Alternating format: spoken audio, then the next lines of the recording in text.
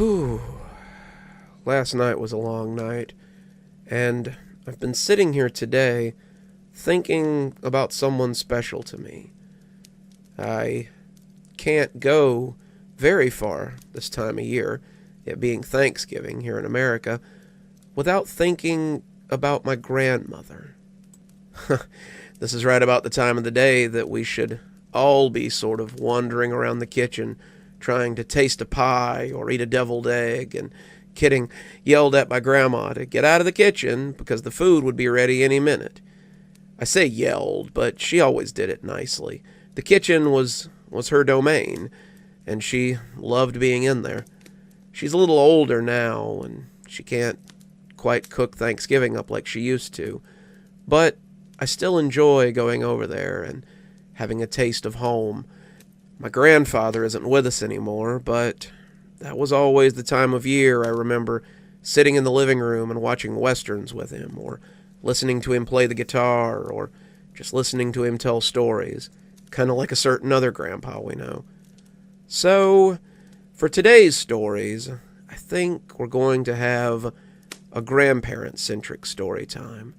I hope you guys are in the mood for that, and I hope maybe you're spending time with your own loved ones this Thanksgiving, or whatever today is to you. I don't know. I know other countries have other things, but I'm from America, so today is Thanksgiving.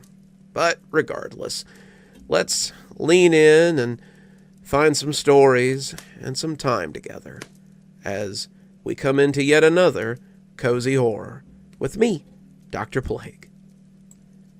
We all have a relative that's maybe not as friendly as they once were, or was maybe never friendly to begin with. Maybe it's due to alcohol, maybe it's due to not getting along with other family members who are close, but maybe it's due to some choices they've made in the past. On that note, let's settle back and listen to Great Grandpa's deal. When my parents told me I was going to be sent to take care of my great-grandfather, I was very hesitant. My great-grandfather, Iman Franger, celebrated his 110th birthday in December. Not that anyone had been invited to his party. Actually, there had been no party, because my great-grandfather was a shut-in.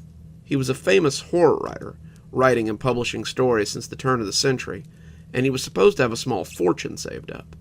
As such, he lived in a Mary Shelley-style house out in the middle of nowhere, toiling away at his latest work of terror.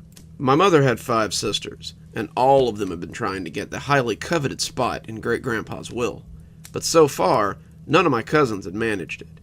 It wasn't like I wanted any of his money, but Mom was insistent. She had been after Great-Granddad's money, just like her sisters, since her early adulthood, and now it seemed that her time had finally come around. Since all my other cousins had struck out, this seemed to be her chance. She told me to go and spend the summer, and maybe some of the fall with him, and see how things worked out. Bring some of your writings with you. Maybe that'll get you in good with the old man. And that was how I came to be on my great-grandfather's porch in mid-May, preparing to stay until nearly Halloween. The house was an old 3-story that I knew was nearly a mansion from the few times I'd been there as a kid. There were 8 rooms, 5 bathrooms, a kitchen, a study, and of course, my great-grandfather's office on the 3rd floor. Sometimes you could see him through the large bay window as he sat up there, hard at work at the old typewriter he favored. He had once sat close to the window so that he could look out and perhaps be inspired by the forests or the lawns that surrounded his property. Now, it appeared, he preferred a spot away from such distractions. I rang the doorbell and was unsurprised to hear the lock click open electronically. Great-Grandpa kept no staff. Before I'd been born, a few of his caretakers had turned up missing, and after several searches of the home and property, Great-Grandpa had finally just dismissed his staff and lived alone. He had mostly relied on the kindness of his relatives, or just done without for most of my life. He was very reclusive, and I wasn't really looking forward to spending the next 6 months in his company. I'd been preparing a manuscript to send off for publication, and I figured that I would have little time for revisions if I was too busy tending to my aging grandsire and his monstrous house. Looking back on it now, I see that I really had no idea what was in store for me. The house had a musty look to it, like some old Gothic construction from one of Great-Grandfather's novels. I don't know if this was intentional, but it gave the place a very uncared-for look. I had to wonder what my cousin Leslie had actually done here when he stayed for 8 months last year. The floors were dusty, the drapes in the kitchen were growing a fine crop of mold from a leaky window, and the whole place just had a very dank smell about it. Given the house's age, this was no surprise. The house was well over 100 years old, and had been both my great-grandfather and my grandfather's ancestral home. Now, it was little more than a hulking relic that sat waiting for my great-grandfather to die so some construction company could turn it into a strip mall. A speaker crackled in the foyer, and the buzzing sound made me jump a foot. "Don't just stand around counting the silver. Come up to my study. I have orders for you." Even at 110, it sounded as though he hadn't lost the steel in his voice. So I climbed up the 3 flights of stairs, wondering how my great-grandfather made it up and down these stairs every day. He must come down to eat, I reflected. He hadn't had anyone to help him since Leslie had left 6 months ago. As my young, sturdy legs made the climb up the creaky old boards, I reflected that I was nearly winded as I came to the second-floor landing. I would soon become quite intimate with those steps in the months to come, though. My grandfather sat in the topmost room, a room that had once been the attic. The second set of stairs had been built just for him, and they were steeper than the original set by far. As I came up the stairs, I could see my grandfather's desk and the battered old wing-back chair he had owned since I was a child. The desk and the chair sat in profile, and it was like a scene from a movie. The camera would start a slow pan in and mount the stairs, and the audience would see the back of the red upholstered chair and hear the clicking of the keys. He sat hunkered there like a gargoyle, arthritic fingers tapping away at the keys of his old battered typewriter. The sound was skeletal somehow, like bones against ivory. He kept right on clocking away as I stood a respectful distance behind his chair, not wanting to get off on the wrong foot with this ancient writer that I must share quarters with for the next few months. The attic room was the size of a normal studio apartment, and appeared almost Spartan in its furnishings. There was a bed, small and neat, several sagging old bookcases that looked equally as infected with mold, a rug that stretched from the landing to his dark mahogany desk, which sat ever facing into the corner. He had once faced it towards the large picturesque window that looked over his property, but now it looked only into the corner, as though someone had put my ancient grandsire in time out. "I understand that you are to be my new caretaker." I jumped a little, the clicking leading me to believe that he would go right on ignoring me for a little while longer. His voice was creaky, raspy from lack of use. I expected to see dust puff out from behind the chair, and when he turned, I decided that my expectations hadn't been far off. To call my great-grandfather ancient would have missed the mark. The man was shrunken to the point of elvishness. He could not have been more than 4 feet tall, and his arms and legs looked shrunken and childlike. His arms were held out in front of him, hands held down at the wrists in a way that made me wonder how much it must hurt him to ride on. His legs hung an inch above the floor as he sat in that monstrous chair, and I remember thinking that he looked like a child sitting in his father's seat. The image was more grotesque than humorous, however. "You should know that I have high expectations for my helpers. I give no special treatment for family members. Your life here will be hard, but focus on the silver lining. You might just manage to acquire that oh-so-coveted spot in my will that my children and my children's children and now my children's children's children seem so incapable of garnering. Anything is possible, I suppose." And when he shrugged his shoulders, I imagined that I could hear them grind together. Listening to him talk was like watching a particularly talented bit of ventriloquism. His accent was plummy, cultured, and far too deep for the child-sized creature residing in that throne. I expected someone to poke their head out from the back of the chair any minute now, and laugh, saying how they had gotten me. When we both ended up staring at each other for the next few seconds, and no grand revelation was revealed, he went on. He told me about his meal schedule first. He ate breakfast at 5, lunch at 11, and dinner at 6. He subsided almost entirely on Campbell's soup, of which he had a large supply in the pantry. There were 7 different flavors of soup, one for each day of the week, and every month there was a number I would call to have more delivered. He told me that I could make a list of food I wanted as well, and that they would be delivering it to the house with the order. "Just keep the bill under $500 a month," he droned. "I would like to remain in funds until I die." He bathed every night at 7. While he assured me that he didn't need help bathing, he would need help getting to the bathroom, into the tub, out of the tub, and back to his room. I was to put him in the tub and then leave until summoned again. He would be fully dressed again, and when I arrived, I would help him back to his room. His schedule, other than that, seemed to be writing. He wrote sometimes for 18 or 19 hours a day, and would often write well into the night if the mood took him. He rarely slept, he told me, and I would likely find him napping in his chair if I needed something early in the morning.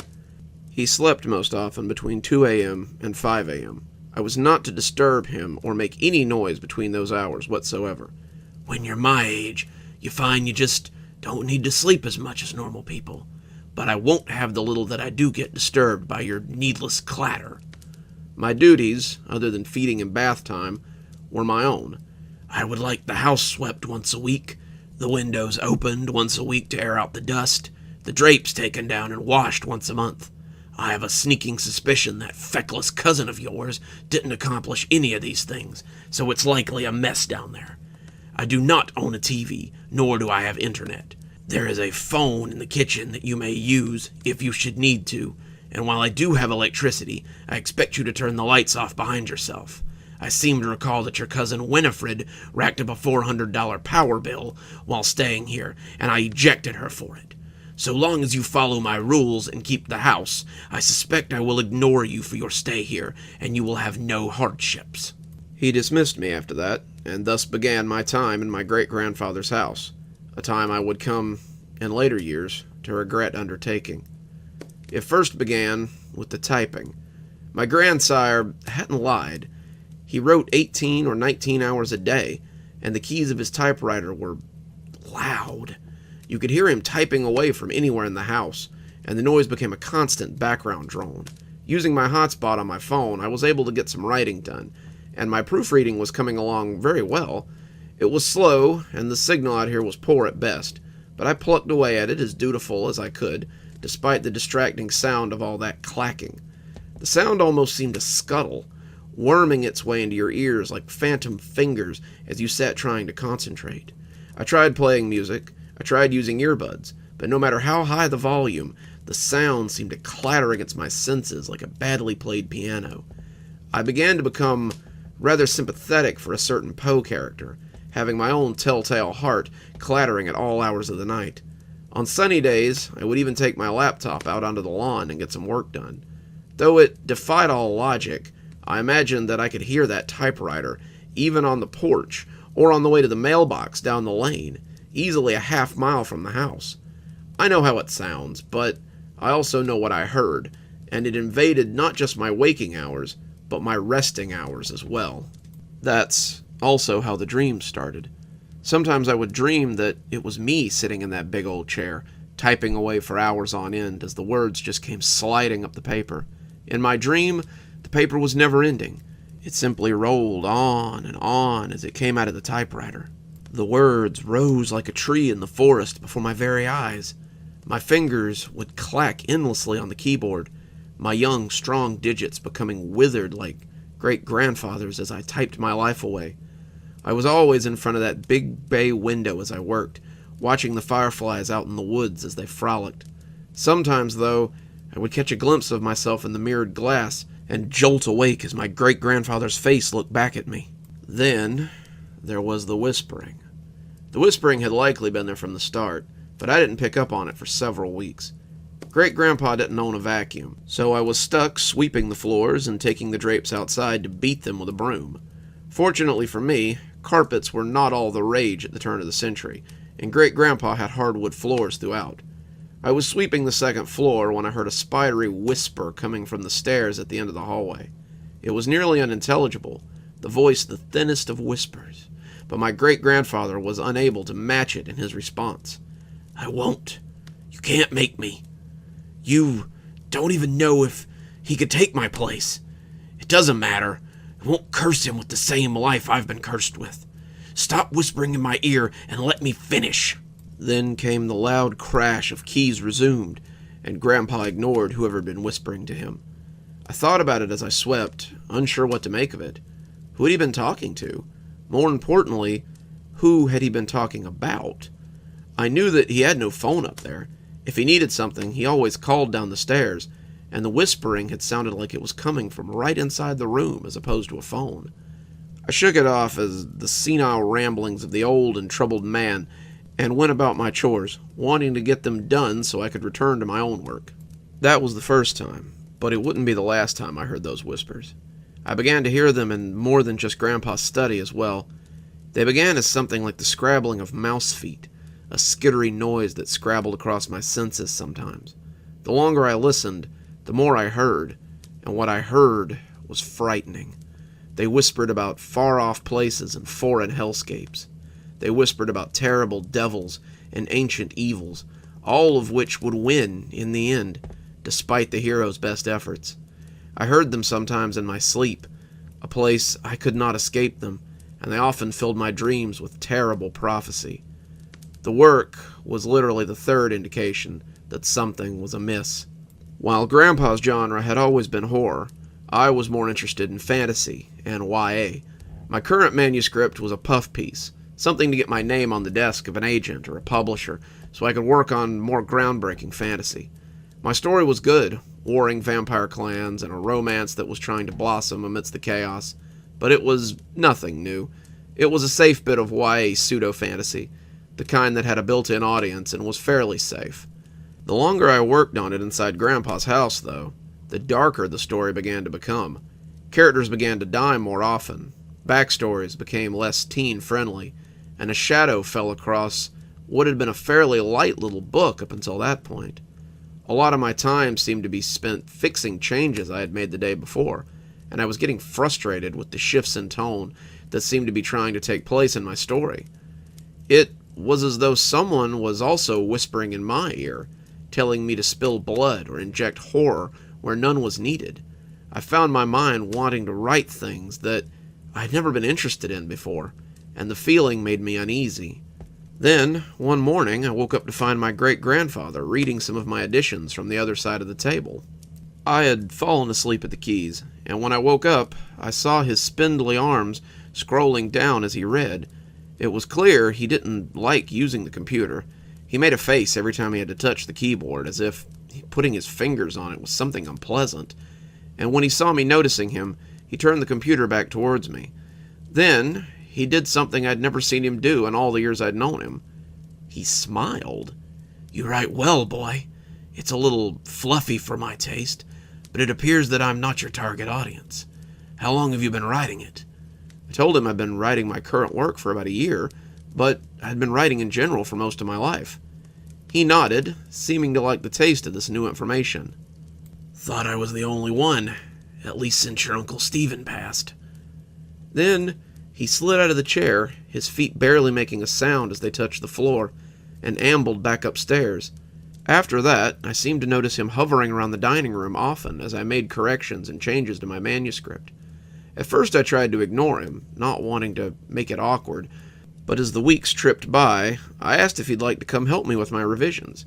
He declined at first, saying he needed to get back to work, but over time, he actually came to sit with me and helped me labor through the 500 pages of tween trash, as he often called it. Every new revision, the darker ones at least, seemed to interest him, and I found myself taking his suggestions more than I rejected them. Then, one day around Halloween, he invited me to his study. He said there was something he needed to show me. He was standing by the gigantic wingback chair when I arrived. He looked even more like an underfed child as he slid a hand over the arm, his head only slightly taller than the arm of the chair itself. "You've impressed me, son. Your writing is a little rough, but I suppose that all writing looks rough after a century of it. Many people have asked me how I've lived so long, and writing is the secret to my success. The writing, however, is only half of it. The other half is this." He stroked the chair again as he said it, a look between loathing and loving crossing his face. "Your chair?" I asked skeptically. "Not my chair. This chair was never mine. It was loaned to me on the grounds that I use it for its intended purpose." "And what purpose is that?" I asked. feeling the hair on the back of my neck prickle. "Terror," he answered. I almost expected to hear thunder rumble outside as he made this exclamation. "The chair is meant to spread terror?" I said, trying to keep the skepticism out of my voice. Great-grandpa didn't seem to notice. He just kept looking at the chair in that loathsomely fascinating way he had. The chair seemed to have him under its sway, and he was powerless to cleave from it. "The chair is a conduit. Its purpose is simple, to spread fear and to propagate terror. You've heard the whispers by now, I'm sure." I nodded, hearing them scurry across me even now, as I watched my grandfather stroke the old chair that suddenly seemed to be shallowly respirating before my eyes. "From the second I read the changes to your manuscript, I knew it had gotten in your head. It calls to you, just as it called to me, and now it wants to make a deal." I took a step back from the chair. "What are you talking about? A deal? What sort of deal?" "You can write forever. Write as much as you want, and your work will make you the kind of money that puts normal men to shame. All you must do is sit in this chair and let it work through you. You can do that, can't you?" I wanted to refuse him, this grinning skeleton in his slowly, but now visibly respirating chair. The longer I looked at it, the more I could see the baleful eyes, the fanning nostrils that were almost snake-like, the grinning mouth that sat in the seat. It looked at me, and as much as I wanted to deny what he was saying as the ramblings of a crazy old man, I couldn't. The chair's glamour had slipped away, and now I could see the monster that lay beneath. "Come sit," he beckoned. "Come sit and let it show you its power." I didn't want to. Sitting on that thing was the last thing I wanted to do, but I found my legs had other ideas. I had moved as if by magic, my legs that of a puppet's on strings. I expressed all my will, but I was a child resisting a hurricane. Great-grandfather moved aside as I came before his throne, and when my bottom slid into that hoary old thing, I expected the teeth to gobble me up. Instead, I was filled with something unexpected. I was filled with completion, a sense of homecoming.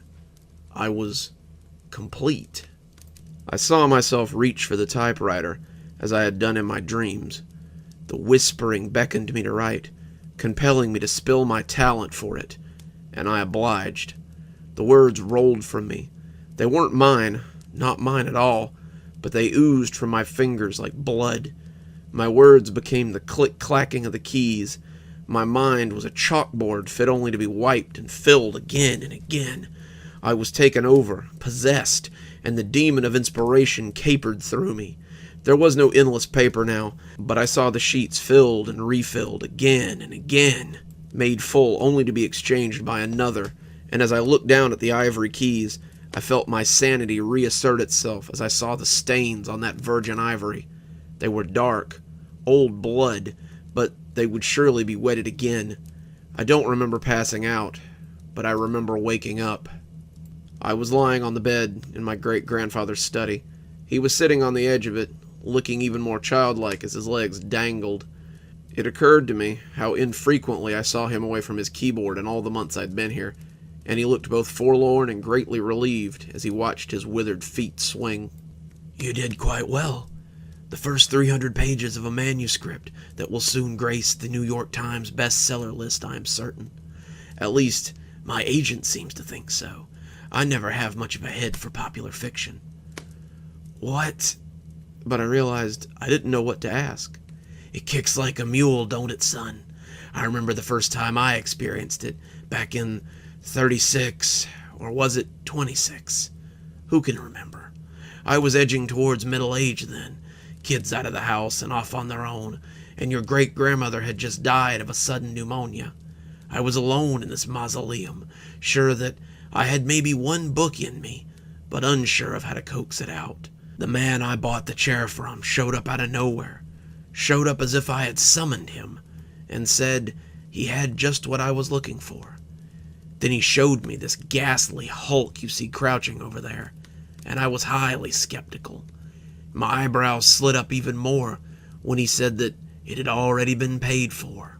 He got a dreamy look on his face, as though his mind was casting back through time. He told me that all I had to do was write, just write, and the chair would do the rest. He told me that the chair would take my writing into heights that no one had ever dared hope, and all I had to do was shake his hand. When I sat down to begin, the man tipped his hat and grinned like an imp. I never looked back. At first, it was thrilling, churning out stories, books, whole series over the course of years. I was detailing my legacy at a breakneck speed. I was like a dragon, looking up to see decades pass by as I sat before my window. His dreamy look became melancholy then, his toes flapping bonelessly as his legs rose and fell like lunatic jackstraws. This is my legacy, boy. This is the inheritance that all my children, and all my grandchildren, and all my great-grandchildren have struggled for. The money, the house, the land, none of it matters. My inheritance is that chair and that typewriter and a legacy of stunning horror. It is a mantle, and if you chose not to take it up, I would understand. But, and I know from experience, if you don't take it up, you'll drive yourself crazy thinking about what could have been. You'll wonder if the success you have couldn't have been greater, if the joy you felt could not have been more, and if your years upon the earth could not have been better spent. He looked at me then with such naked hope that I realized what it would mean if I took this burden from him. He would die, but it seemed he was ready to die. His legacy would be mine. The paper would say that the talent ran in the family, and it would continue to run until I passed it on or fell to dust. In the end, I can't even say that I did what I did to save my great-grandfather from his continued suffering.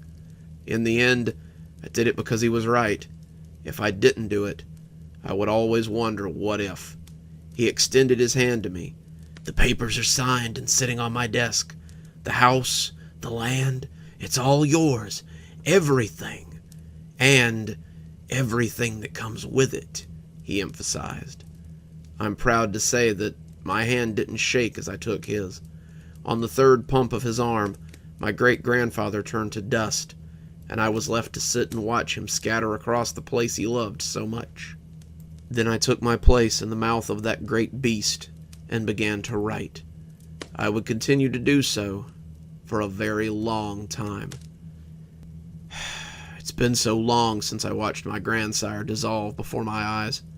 In that time, I've been the most prolific horror writer of my age. I've built up money like some old dragon, sitting on my wealth as I hunker on my hill. Sometimes my relatives come to see me, but most times they don't.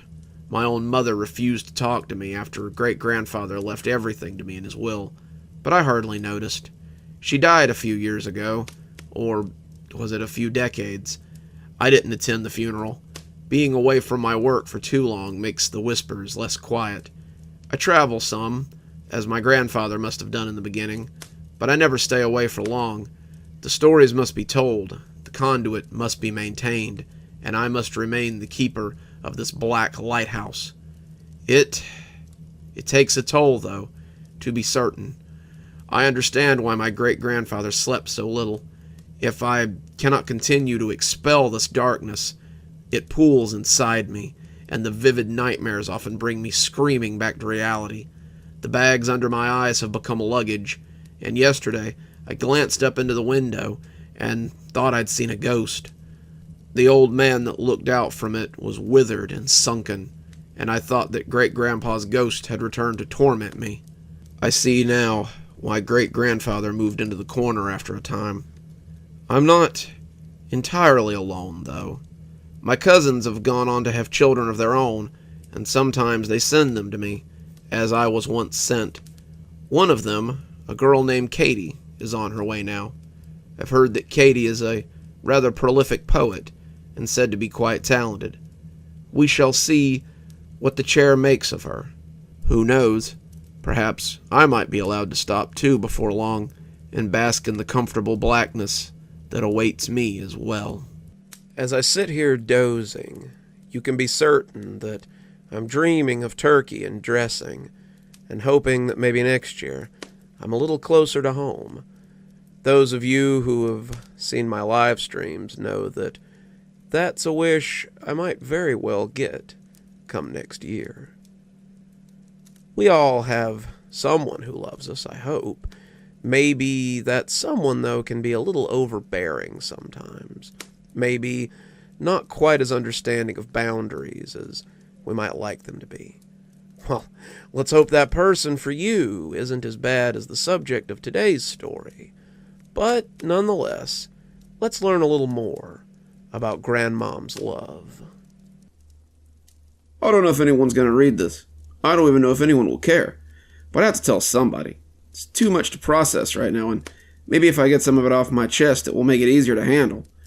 I'm getting ready to go into the unknown, and I feel like someone needs to know why.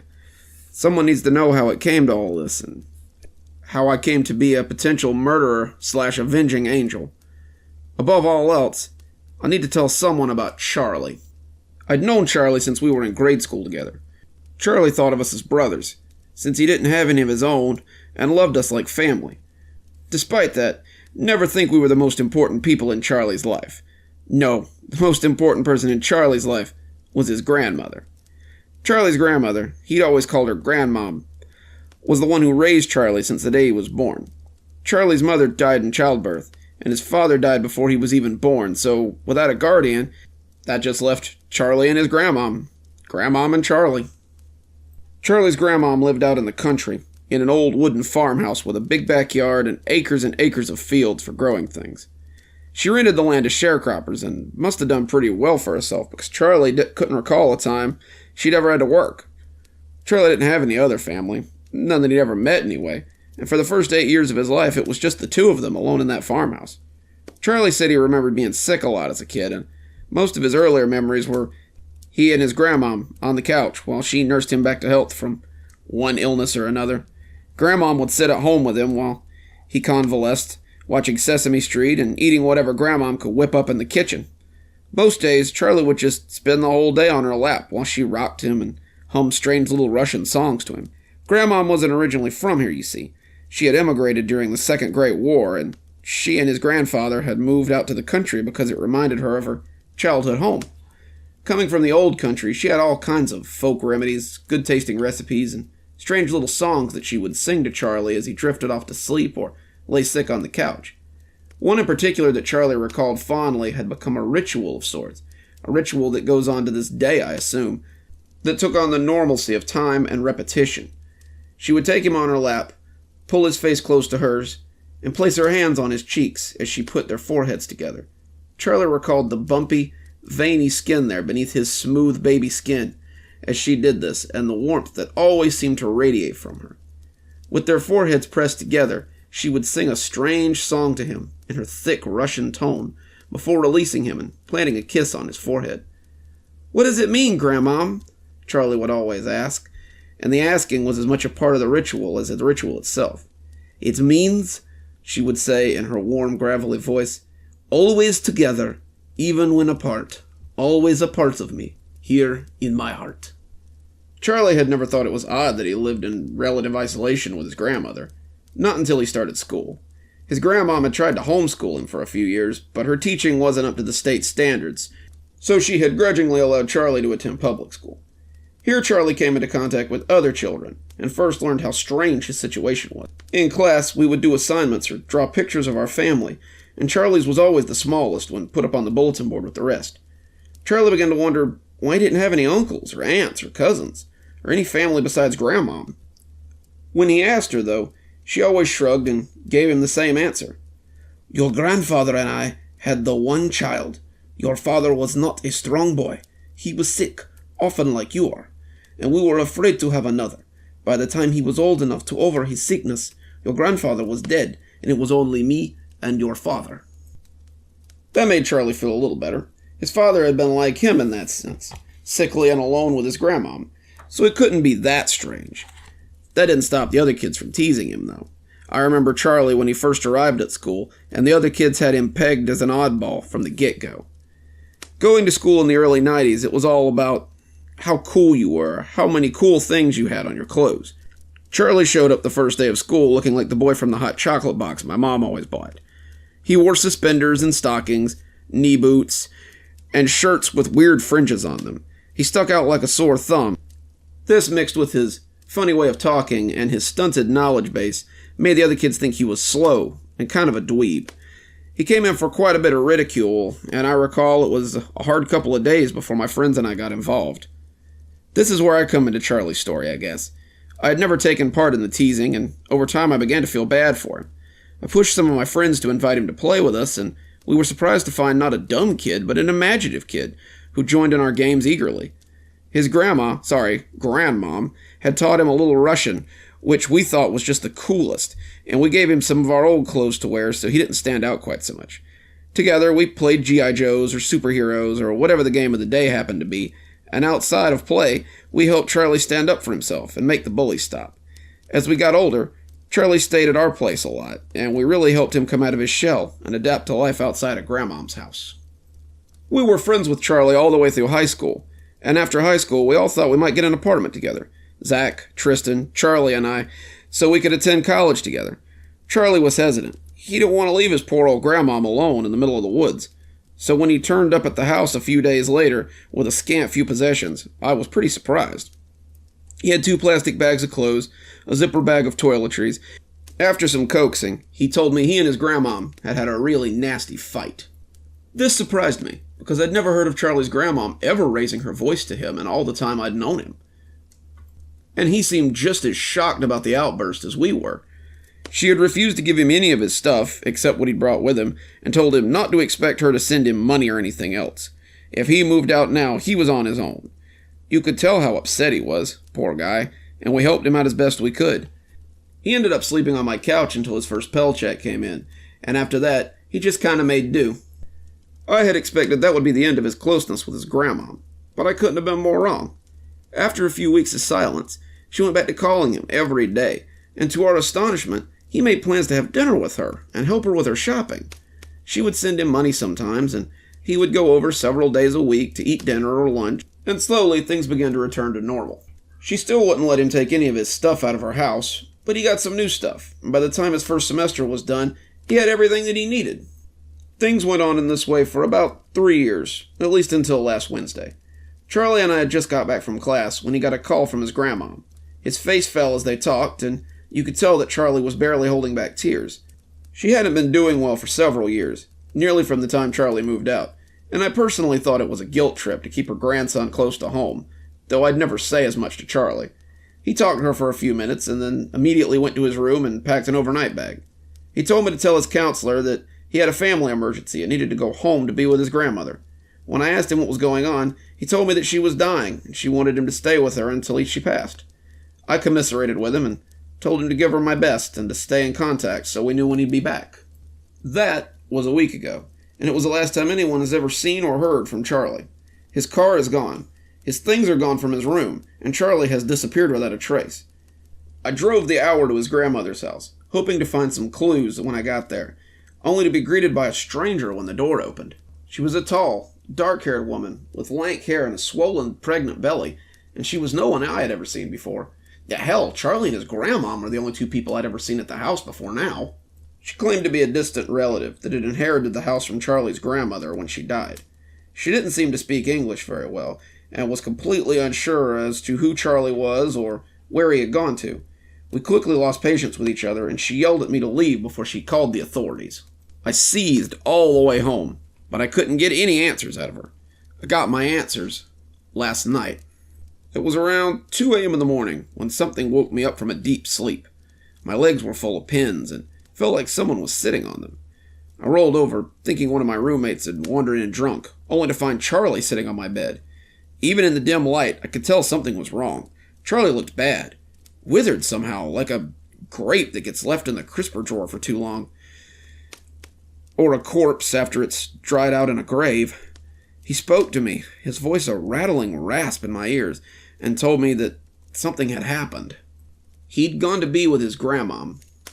He found her on her deathbed, and she'd reached for him with her withered arms when he'd come in. He'd slumped, weeping by her bedside, and she'd reached out with her wrinkled hands and touched his face. He looked at her, and she had asked him to put his forehead against hers so she could say the words one last time. She was my grandmom, and I loved her. How could I deny her anything? He said, his voice racked with pain.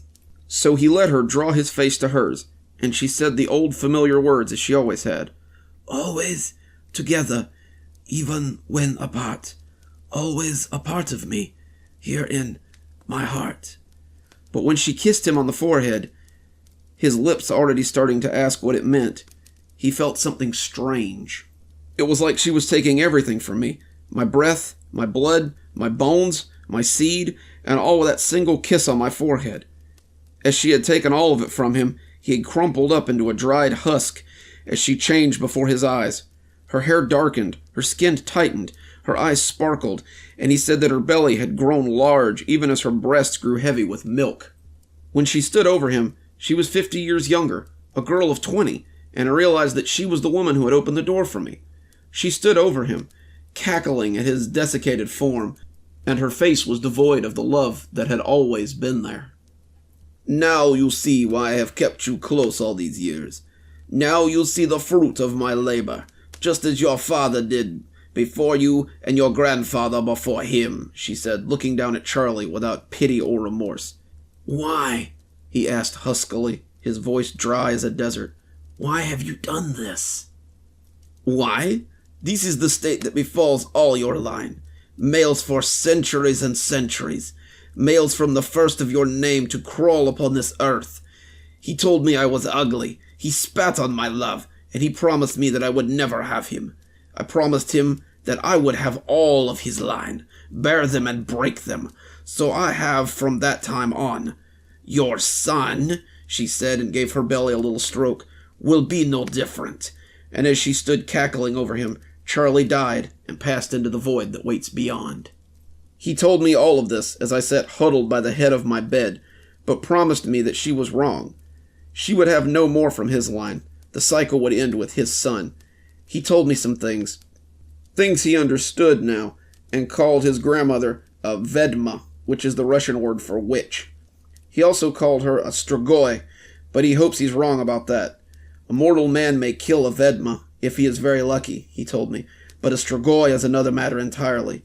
He made me promise if I ever called him friend, to rescue my son and kill his grandmom, once and for all. It will be dark soon, and he says that tonight will be the night of her delivery, which will make her weak. I'm leaving this here just in case I don't come back, in case someone out there might save Charlie's son if I fail. I have the things I need, and midnight will be here before I know it. I hope I'm strong enough to do what must be done. I pray I don't come to my friends in the night with a similar request. I pray that I can break this curse and make Charlie its last victim. Could really do with a piece of lemon meringue pie right now. It's probably a little basic, but it's my favorite pie, especially when my grandma used to make it. It's one of my favorite holiday memories. Grandparents are nothing different when it comes to traumatic experiences. Maybe they served in the war. Maybe they had a turbulent childhood all their own. But let's hope whatever baggage your grandparents are carrying, it isn't quite as bad as today's story. And let's learn a little more about the last time that Grandma spoke. My grandmother has been catatonic for the last 5 years. On the night that Grandpa died, her neighbors called the police to come check on her. They said she was screaming loud enough to be heard 3 houses down, and when the paramedics arrived, she had ruptured something in her throat. Grandpa was dead in the bed they shared, a heart attack, and they zipped Grandpa into that black bag that would take him to the morgue. They carried Grandma out on a stretcher, however. After that, she wouldn't speak, wouldn't move. She just laid in bed and stared at the ceiling of her room in Shady Lane Nursing Home. My grandma, always a strong lady, is fed mechanically. She wears a diaper that an orderly has to change. The physical exercise she gets comes in the form of a physical therapist moving her legs for her as she stays in bed. If she leaves the room, It's because Denise, or Reggie, the only two orderlies that seem to give a crap about the residents, lift her into her wheelchair and take her outside, or maybe to use the resource center, which is really just a fancy word for the TV room. I begin my story in this way, so you'll know how weird today's events were. I'm a 35-year-old father of two. I've been married since I was 27 to the love of my life. I thought that after 8 years of marriage and raising kids, nothing could get to me like it did today. I'm sitting at my computer, a bottle of scotch at my elbow, sinking into a fear of returning to my marriage bed. It all started when I went to visit my grandma today. My family has a system. My mom and dad go visit grandma on Monday. I visit on Wednesday. My little sister Lisa goes on Friday. And we all go to visit on Sunday after church. My wife doesn't go every time, but she comes with me sometimes. She's known Grandma since we were 17, and she remembers her before her current condition. She wasn't particularly close with my grandparents, but I think she likes to be there for me. My grandma and I have always been close. I love my grandma, and I don't want to waste the time I might have left with her. Whether she knows I'm there or not, it's the thought that counts, and I owe her that much. I went on my lunch break today to see her. Reggie was there when I came in. He gave me a big smile as he finished fussing with her pillows. "It always warms my heart to see you and your sister coming to visit the old girl," he said. He let me know her vitals, told me about the doctor's visit she'd had last week, and then he said he'd leave us to our visit. Just me and Grandma. I took out my lunch and made some one-sided small talk as I ate. I had read somewhere that coma patients are aware that someone is talking to them, and in some cases, it sometimes helps them come out of it. Grandma wasn't really in a coma. No one really knew what was going on with her, but I like to think that maybe one day she'd come out of it and thank me for all the lovely visits. She'd say that it was my voice that had kept her going all those years. I'm pretty sure my sister just played on her phone the whole time she was there, and I'd feel like I'd helped Grandma in some way, while she was going through some troubled times. Be careful what you wish for, I guess. I was just telling Grandma about a client I had helped at work when she suddenly inhaled sharply and exhaled in a rattling, skeletal way. I paused, my hand still holding hers as it always did, and was about to get Reggie. Suddenly the hand tightened spasmodically, and she made another of those rattling breaths, her eyes rolling wildly. She was like a frightened horse looking for an escape, and though it was the middle of the day, I felt a cold chill run through me as she shuddered and gasped in pure terror. "His hands, the hands of the dead," she breathed out. I pushed back suddenly, letting go of her clenching hand. "Grandma, are you? Oh, listen to me. I don't have much time, Bug." She was awake. Her face was pale and thin, her hands little more than fleshy claws, but she was awake. She was looking at me in that way that people look at fire exits in infernos, and as I tried to get up, she reached out again and took my hand in her cold, damp embrace. I wanted to get Reggie. Reggie would know what to do, but the naked want on her face held me in place. I knew I wasn't going anywhere. She'd called me Bug. That had always been her nickname for me. And when she said it, I realized how much I had wanted to hear her say it again. "Please, Bug, I need to tell you what he said. You need to know." She was frantic, almost pleading, and my knees sent me down without thinking. This is what she told me. They had been in bed together when it had happened. They were both at that advanced age where laying together was just that. The two were in bed, sleeping, just being with each other, when Granddad had suddenly woken her up. His arms had been around her, her back against his front. I knew from familiarity that this was how they'd slept since they'd been married since they were 17. The position was natural as sleep itself to them. His shuddering had woken her up. His hands were grasping at me. His fingers were together like a pair of mittens, and he was opening and closing like a slow, painful machine. His mouth was against my ear, and his breath was raspy and panting. He sounded like he'd been running, and as he bucked around, I knew he was having another heart attack. Your granddad's health hadn't been good for a while, but as I tried to break free of his arms, he held me tight and leaned his mouth in close. "No, Ellie, don't go, please. I'm scared. He said it, and God help me, he sounded terrified. "Don't be scared, Roy," I told him. "You'll be okay. I'll call Dr. Stevens, and he'll—" "I can't see, Ellie." That's what he said to me. "I can't see. They say you see the light or hear a voice, but I can't see anything, Ellie. It's all just black. All just black. I can't see his face or hear his voice." He gripped me then, hard, and I felt his nails through my nightshirt as he did it. His heart attack was bad, and I was terrified that he wouldn't come through this time. I tried to break free. I tried to get loose, but his arms were so rigid that I couldn't get away. The whole time he's just panting and telling me how there's nothing there, and it's all just blackness, and he knows there's nothing there. He kept right on repeating it, even as his voice went on and on, until finally it just went out, and then he leaned in close until his lips were right at my ear, and he breathed out one final time. That was the first time I screamed. I screamed because I was in the arms of a dead man. He was gone, Bug. He'd breathed his last, and that was that, but now I was caught in his last embrace. Her voice took on a tenuous, hysterical sound, and I remember thinking that somewhere a machine must be going off. Somewhere telemetry must be telling someone how her heart was racing along much too fast. Someone somewhere must be on their way with a crash cart or a doctor or a shot to calm her, because in this room she was close to hysterics. I wanted to get that shot. As many times as I'd prayed to God to hear her speak again, I wanted to see that man come through the door with that shot so she could slip off again. As much as I wanted her back, I knew that this was not okay. At that moment, I just wanted her catatonic again. I wanted this jittery, hysterical creature out of pain. I pulled at his hand, those long hands that would take mine sometimes, and they were hard as stone. They locked in death, and now I could not separate them. His weight was a stone around me, and I was afraid, Bug. I was afraid that I'd never get loose, that they'd find us both dead right there, him of a heart attack, and me of just plain old starvation.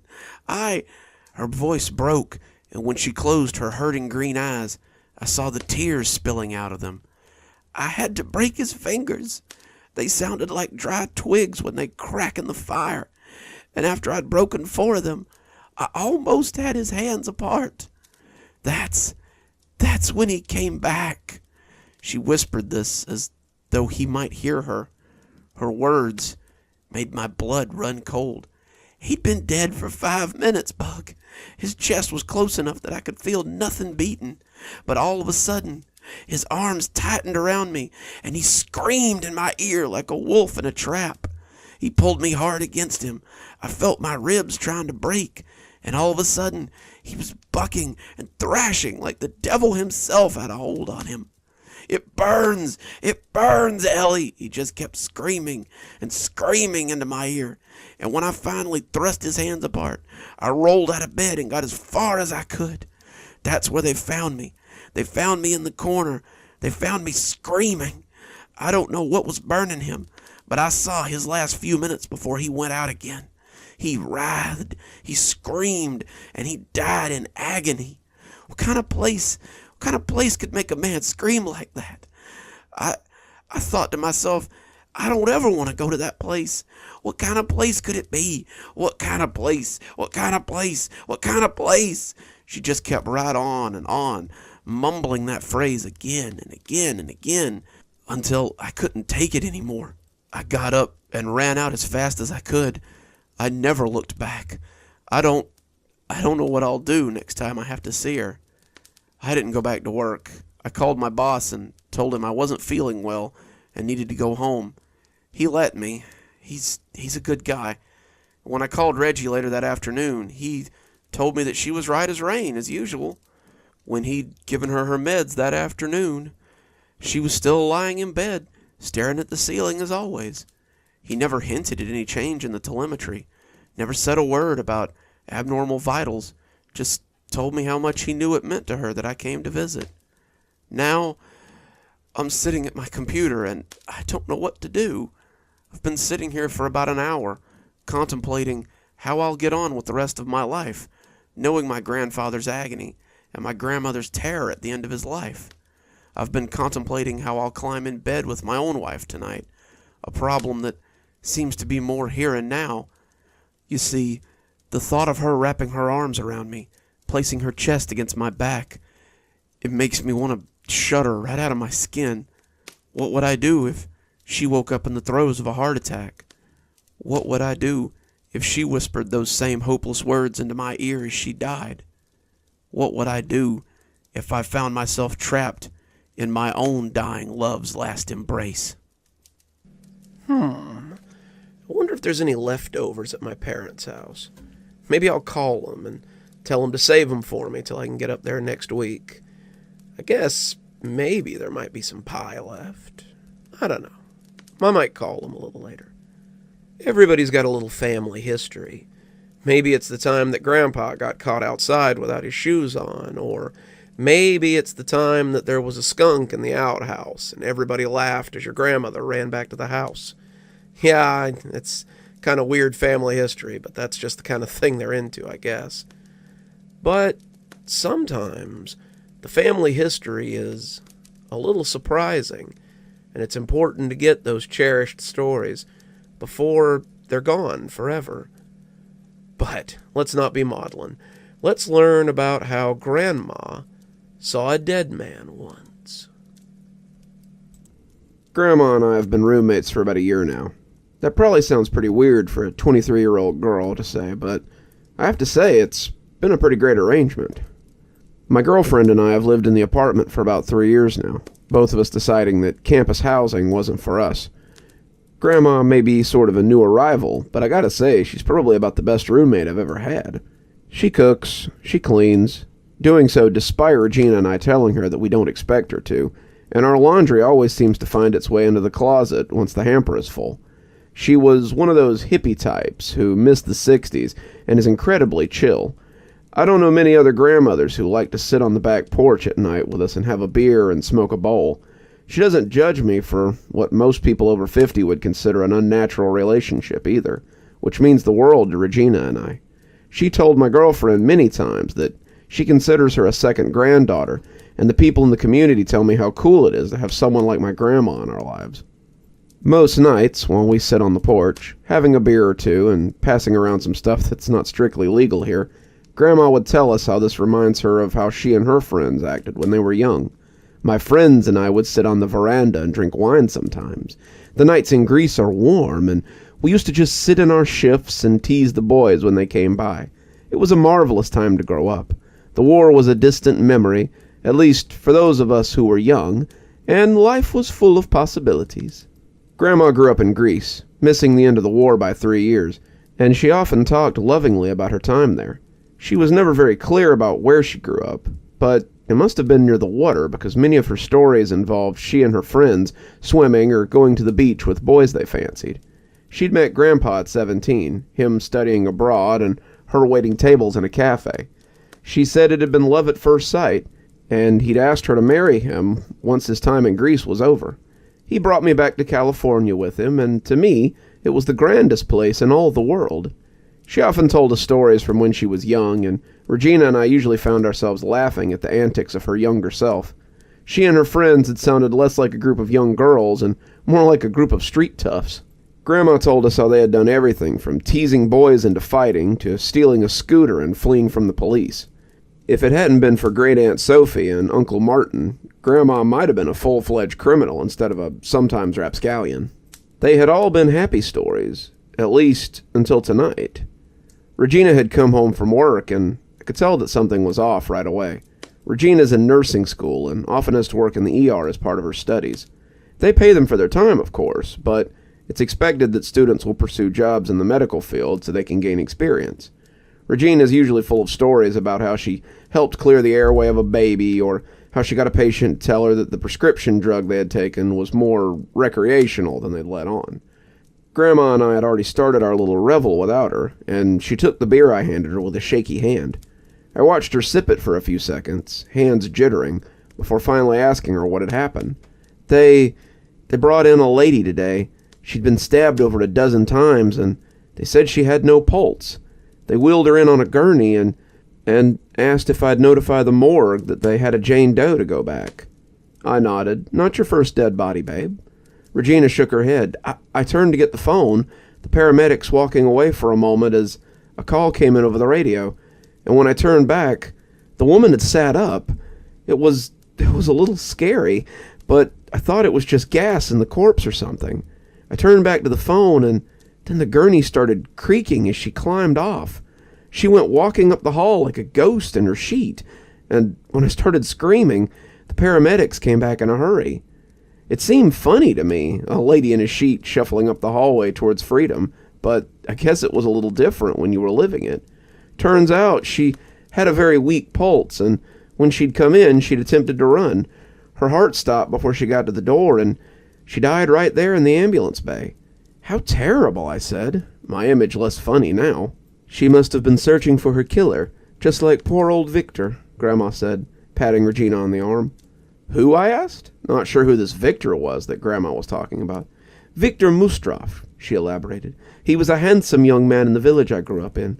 He was quite a bit older than me, around 22 when I was 13, but he was so handsome. It was a shame what happened to him, but it was even worse what happened afterwards. I leaned forward on the cheap plastic chair I was sitting on and asked her to tell us. She nodded. It's a little scary, though. At least, it gave me a shiver when I was young.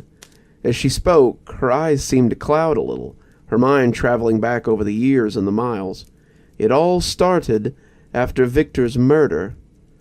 They didn't realize it was a murder right away, of course. Poor old Victor was a carpenter, he and his brother Isaac. The two worked for his father, Marcus, but it was pretty clear who Marcus favored. Victor was set to take over his father's operation when his father grew too old to work, and Victor had let this and his charm go to his head. He was vain, we all knew it, but he was charming too, and his vanity was really no big deal. He dated many girls in the village, and my friends and I were even taken with him. Then, one day, he went missing. We all searched for him, the whole town coming together to look for a favored son.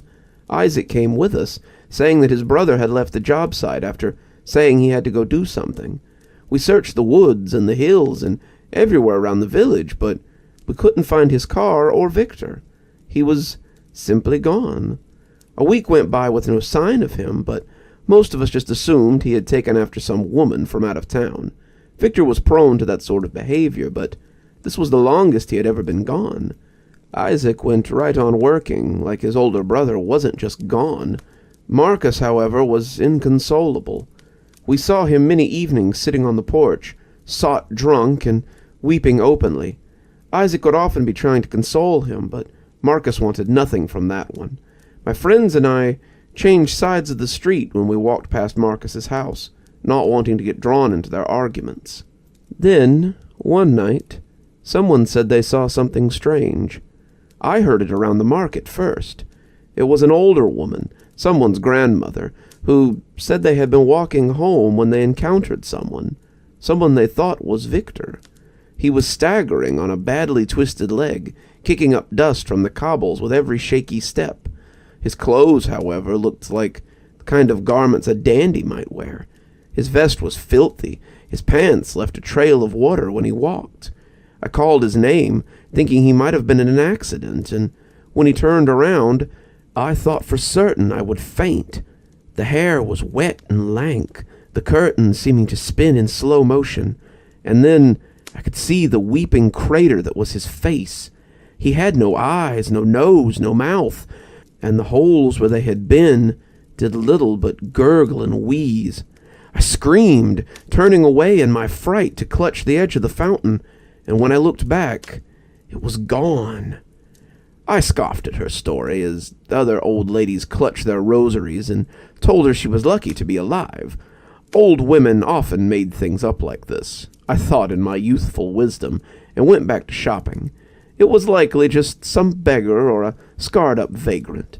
I told my friends about it that night as we sat smoking on my mother's veranda, and we all laughed at how silly she had been. When Julia saw him that night on her way home, it changed our outlook a bit.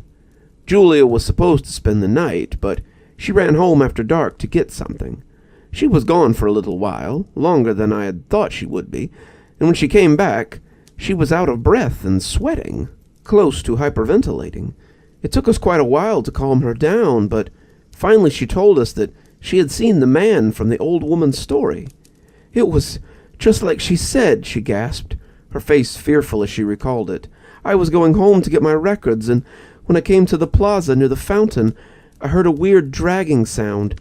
He came out of an alley, and I turned to see his smushed face looking straight at me.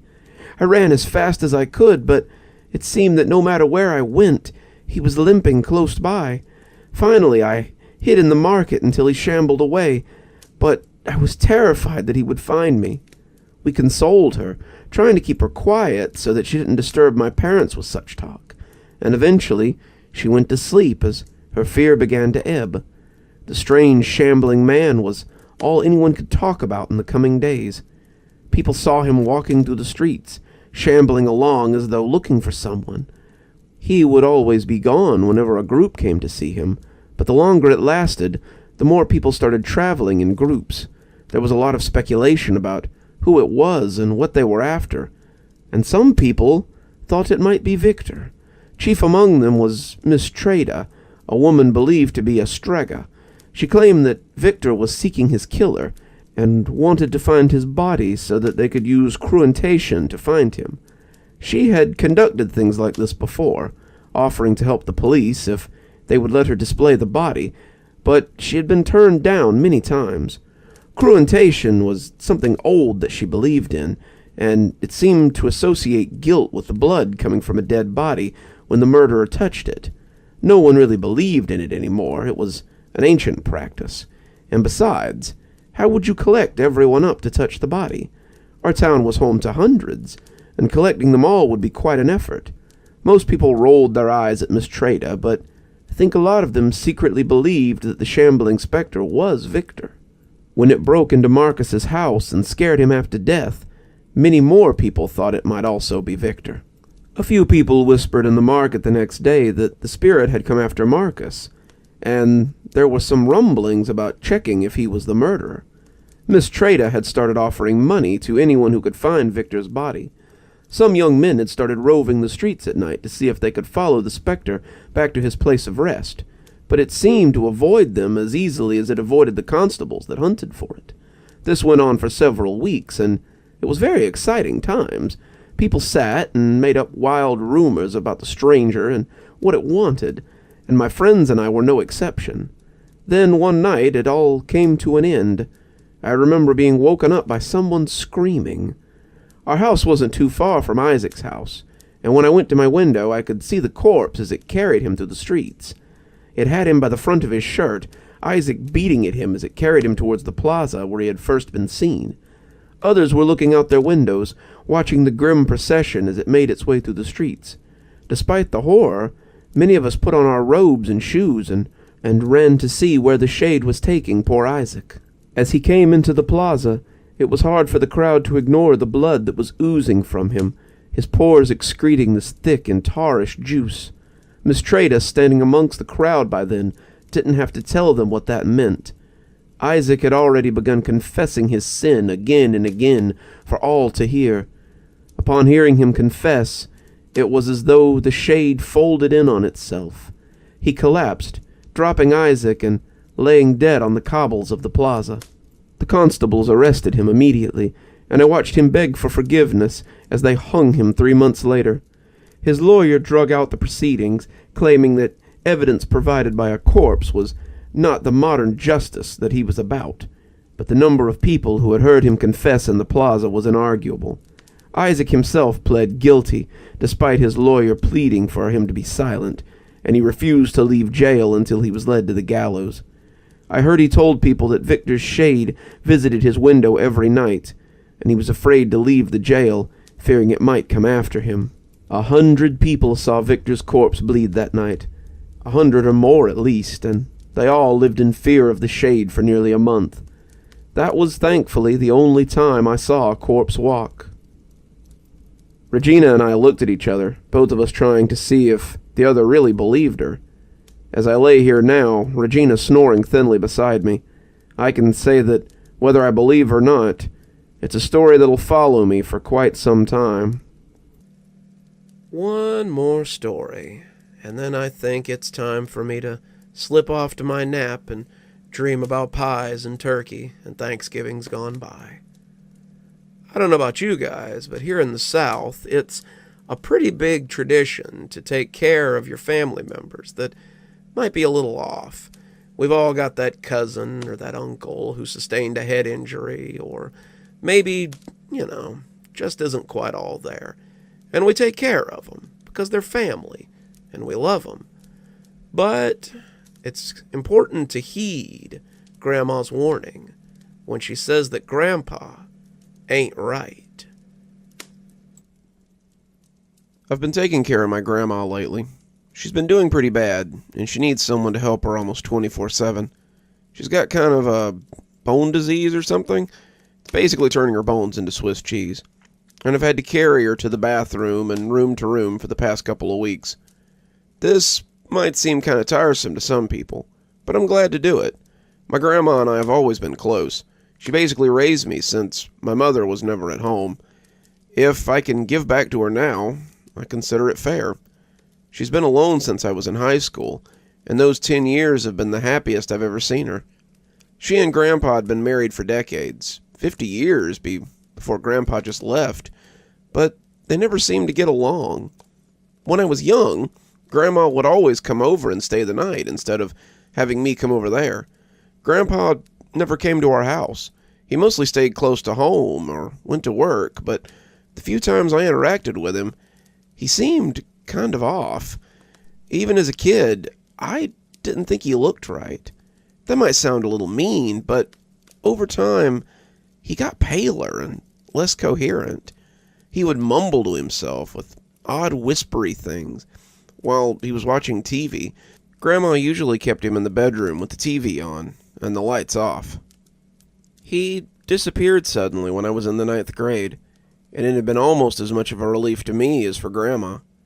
So last week, when I slid her into bed and told her I was going grocery shopping the next day, so, she better get some sleep, she shook her head and looked away. I doubt I will. I think this might be my last night in this bed.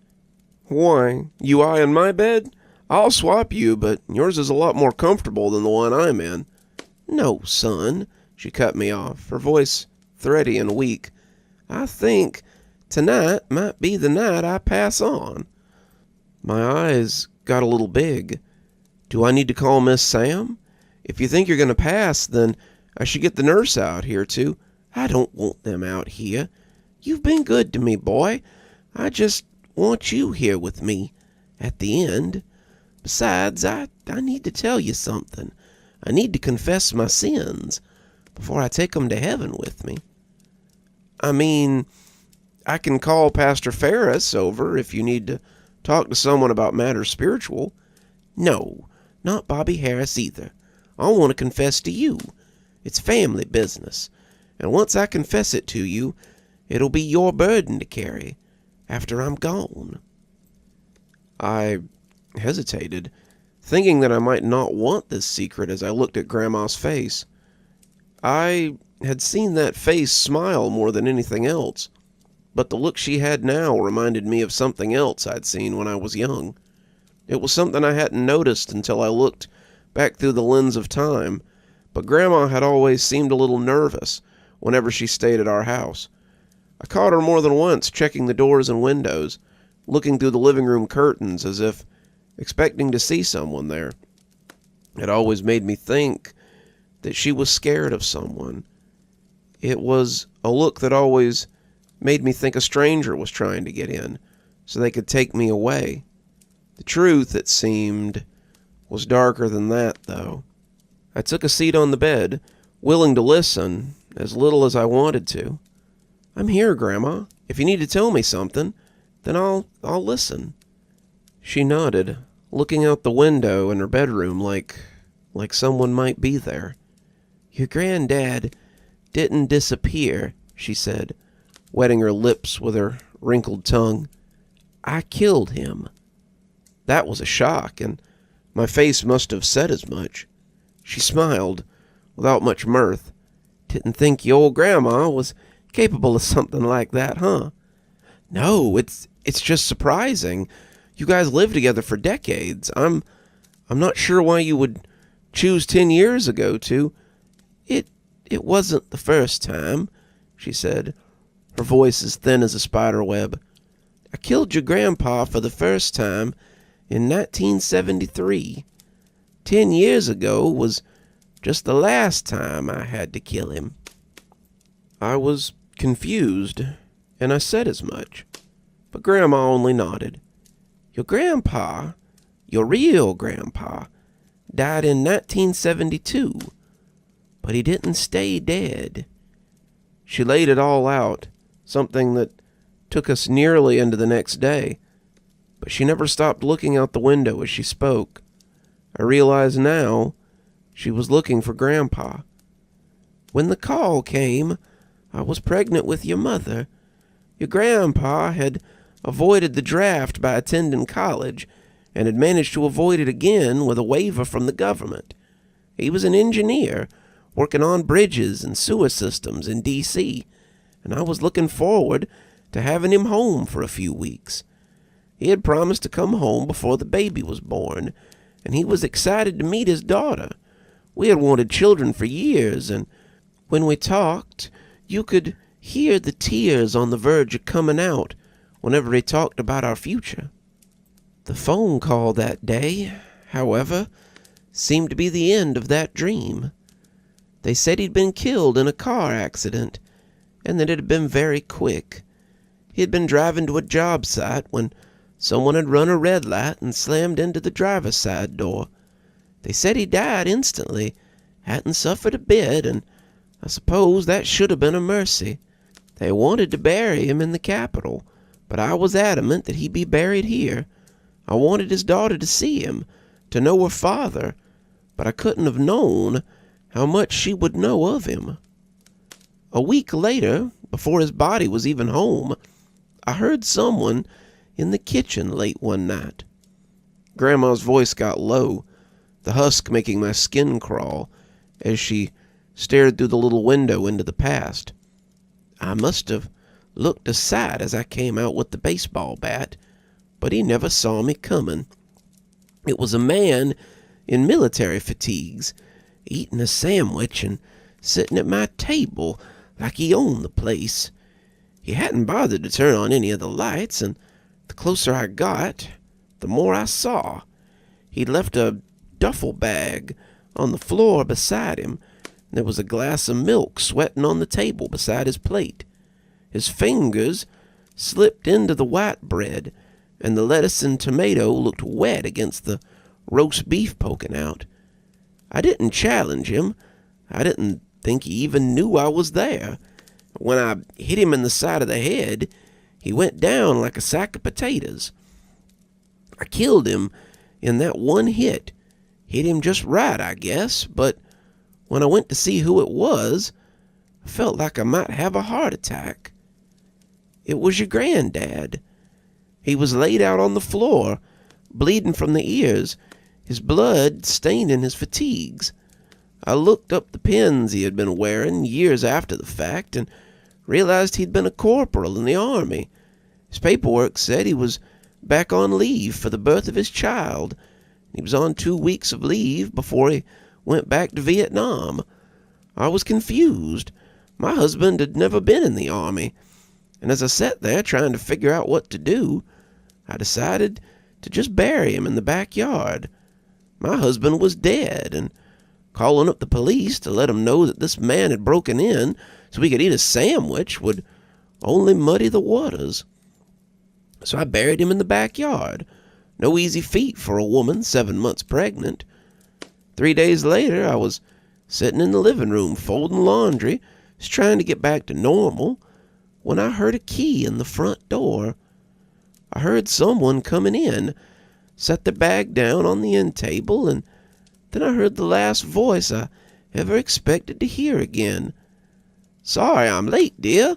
There was something in the office I had to set up for tomorrow before coming home." it was your grandpa, dressed in a crisp white button-up and pressed suit pants. His tie was blue and white, something I'd never seen before, and it looked expensive. I'd never seen any of his clothes, and I was the one that did all the laundry. He spread his arms wide, waiting for a hug, but I couldn't move. I'd killed him. I'd killed him 3 nights ago. I watched him die, and as I backed away from him, I saw his face twist in confusion. It was painful, a look that hurt my heart. "What's wrong? You look like you've seen a ghost." "It's me. It's Wendell, your loving man." I was against the door frame, hyperventilating, clutching my stomach as your mother kicked inside me. She could sense my fear, feel my uncertainty, and she was responding in kind. He took a step towards me, and I curled into a ball as I tried to protect myself from whatever he meant to do. I expected him to try to attack me, to turn into a vengeful spirit and come after me, but instead he just wrapped his arms around me and hugged me close. "What's wrong, darling? Are you okay? Talk to me." It sounded just like him, and when I wrapped my arms around him, I realized it felt just like him, too. The smell of his aftershave, the rasp of his 5 o'clock shadow on my cheek, the way his hair smelled like seltzer blue. It was all things that let me know it was him. When he hugged me to him, I gasped as I felt the lump on his inner arm where a birth defect had left a bone poking slightly out. It was him. It was your granddad, and I just leaned into him and sobbed as he helped me to my feet and took me to the bedroom. I checked the back of his head later that night when he slept, but there wasn't a mark or anything to lead me to believe that he had been the one I'd clobbered a few nights ago. I lived with that version of your grandpa for 6 months. He worked as a manager at a paper company, his degree in business instead of engineering, and he made a comfortable living for us. If I needed a reminder of the old times, however, I only had to look at the graduation photo hanging in the hallway. It was me and your grandpa in his cap and gown, and me in my best dress, smiling as his mom snapped a photo. I caught him looking at the picture sometimes, trying to rationalize it, before finally moving away to do whatever he'd been heading out to do. He was there for the birth of your mother, and I settled into a life of maternal bliss after that. Your grandfather was much the same as he'd always been, trading talk of bridges for talk of stocks and paper sales, but he was still the same man he'd always been. He loved your mother and me dearly. We never wanted for anything, but after a while, I suspected that something was off about him. It started with the sleep talking. He would mumble ceaselessly from the time his eyes closed till the time they opened again. Your grandfather had always been a prolific snorer, ever since he was little, as his mother liked to say, but now he never seemed to breathe at all when he slept. He would mumble on and on about sewers and the war and stocks and paper and raising dogs and breeding horses and a million other things. Between your mother's nightly feedings and your grandfather's ceaseless muttering, I had become ragged. I couldn't sleep with all that yammering, and no matter where I slept, it always seemed to find me. I tolerated it until one night when I heard something familiar. I came awake to the sound of someone chewing and mumbling. "Where are they? Chew, chew, chew. I can't believe I had to make my own food. It's not enough that I, chew, chew, chew, went and fought them for her, but now I have to make my own sandwich." I had been sleeping on the couch, trying to get some sleep away from the muttering, and as I crept up the hall, listening to him mumble, and even the squeak of the door didn't rouse him from his nightmare. She couldn't even bother to wait for me. Chew, chew, chew. Just because my bus was a little late, I'm a war hero, a soldier, and she can't even chew. But he paused then, before gasping harshly. Ah, my head! What the hell is that? It's Maggie. Oh, God, she's killed me. She's killed me. She's bashed my head in with a bat.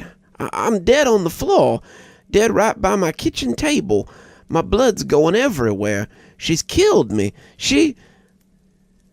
The pillow was over his face before I could stop myself.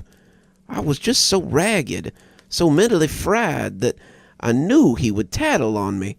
He'd wake up and tell the police, and they'd find the body, and he'd be here alone with your mother, and who knew what would happen then? He wasn't her father, couldn't be her father, and he might hurt her or kill her, or... She looked back at me, and I could see her eyes swimming with tears. He only struggled a little, and then I had another body to bury. She was quiet for a moment, her eyes returning to the window, before continuing again. The next one was a car salesman, but he was less like your grandfather than the one before. I read something about how if you photocopy a photocopy, the quality degrades until it's almost unrecognizable. That's how this was. The next one sounded less like your grandfather than that, was paler than him, and seemed to get lost sometimes. I lived with this one for 2 years until he suddenly wandered into traffic outside our house. I told the police that this one was a cousin of my late husband, and that was why he looked so similar.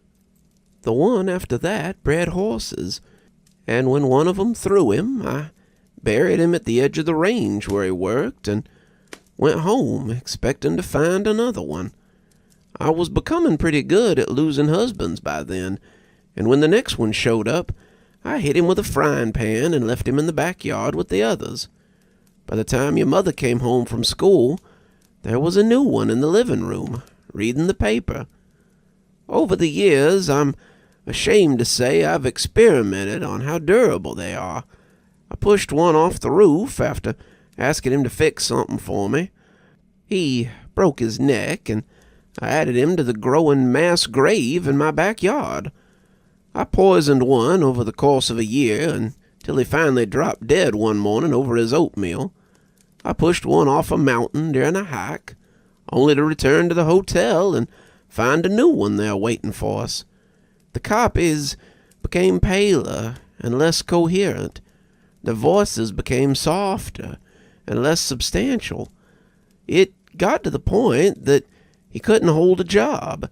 His mind was like a dementia patient, and I would look up sometimes and find him watching me through the window of wherever I was.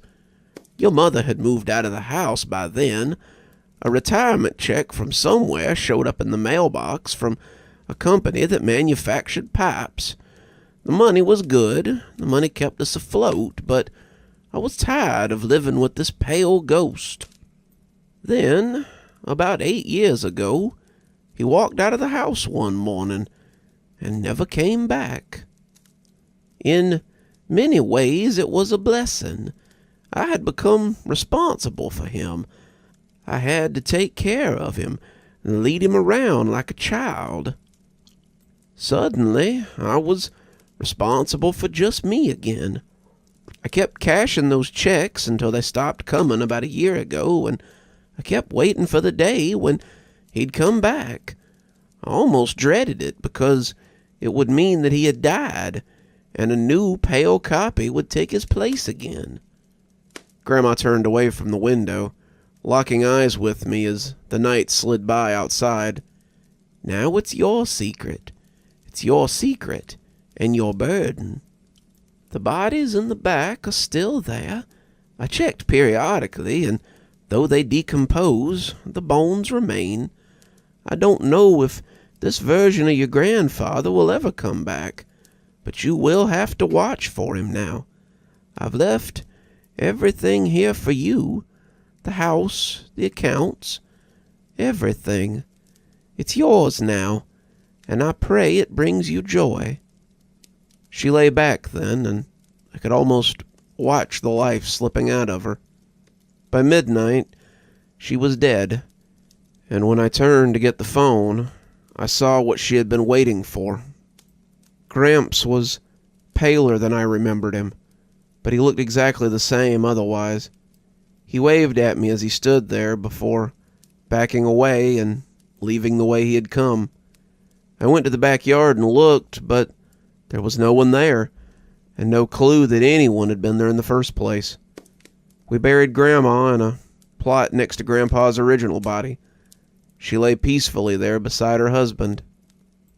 The caretaker tells me that someone comes to see her, though, leaving a single wildflower behind before moving on. I don't think he'll come back, but who's to say what the future might bring? In the meantime, I called the police to let them know about all the bodies in the backyard. The sheriff came and exhumed them, asking all kinds of questions that he didn't seem to believe the answers to. He had them tested, and to his surprise, all of them came back a match for my grandfather. Dental records, DNA, hair samples, it all comes back a match, and they were all left scratching their heads. They couldn't really charge my grandmother with anything. You can't put a dead person in prison after all, and they were left with a mystery for the ages. Either way, it's nice to have the bodies gone, and it was good that Grandma got to die at peace. As for Grandpa, I guess I'll just have to wait for the day when a new one shows up. Hopefully, I won't have a body of my own to bury when he does. And with that, I think we're going to close out our Thanksgiving comfy horror for this year. I do hope you've had a good Thanksgiving, or Thursday, or whatever it happens to be wherever you are. But from the Dr. Plague home to you, we'd like to wish you a happy Thanksgiving and a spooky evening.